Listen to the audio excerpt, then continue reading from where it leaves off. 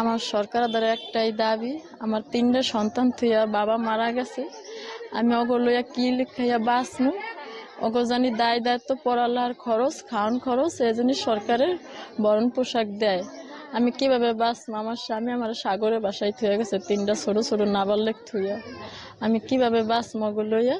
এই জন্য সরকারে আমার দিক একটু তাকায়, আমার দিকে একটু খেয়াল রাখে। আমার খাওন পোশাক আশাক সবকিছু লেখাপড়ার খরচ জানি আমার বাচ্চাগো দিক তাকাইয়া আমার সরকার যেন একটু বরং একটু বাঁচতে পারি এই জন্য সরকার একটু দেয় আমার দিক, মুখের দিক তাকাইয়া। তখন অনেক ঋণ করিয়া তাকে পাঠানো হয়েছে। এখন সে সৌদি পয়সা মারা গেছে, টাকা দিছে মাত্র 1 কিস্তি। এখন 3টা ছেলে আছে, জায়গা জমি নাই, একটু ঘর দোচালা দেন, থাকারও সেরকম একটা ব্যবস্থা নাই। শিক্ষা দীক্ষার কর্মসংস্থানের এগুলো তো প্রয়োজনে আছে। এই মহিলাটা এই বাচ্চা 3টা লেগে কোথায় যাবে? এখন বাঁচার জন্য আপনাদের সরকারি ভাবে যত সাহায্য সহযোগিতা করার দরকার আমরা এটা কামনা করি সরকারের কাছে। মিলন মাতুব্বরের পরিবারের অবস্থা খুবই ভয়াবহ। আর সে বিদেশ গেছে 5 বছর ধরে। এর মাঝে আসছিল, আসার পরে খুব দেনা হয়ে গেছে, প্রায় 15 লক্ষ টাকার মতো দেনা আছে।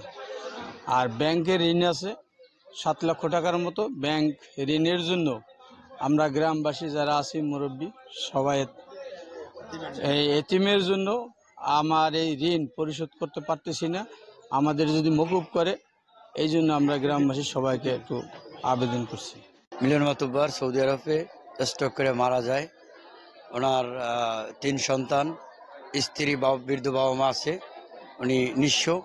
আমি বাংলাদেশ প্রধানমন্ত্রীর জননেত্রী শেখ হাসিনার কাছে তার পরিবারের জন্য আমি এবং দেশবাসীর কাছে সকলের কাছে সাহায্য চাচ্ছি তার পরিবারের জন্য। সৌদি আরবে কনস্ট্রাকশনের কাজ করতো লেবারের, কিন্তু আর কোনো জায়গা জমি নেই, আর বাপেরও কোনো সম্পদ নেই, কিন্তু 3টা বাচ্চা আছে একদম ছোট ছোট। এরা যেভাবে বাঁচতে পারে বা একটু ভয় ভবিষ্যতের জন্য এই আমার দাবি, এলাকাবাসী সবার সাহায্য চাই আমি, এই আমার দাবি।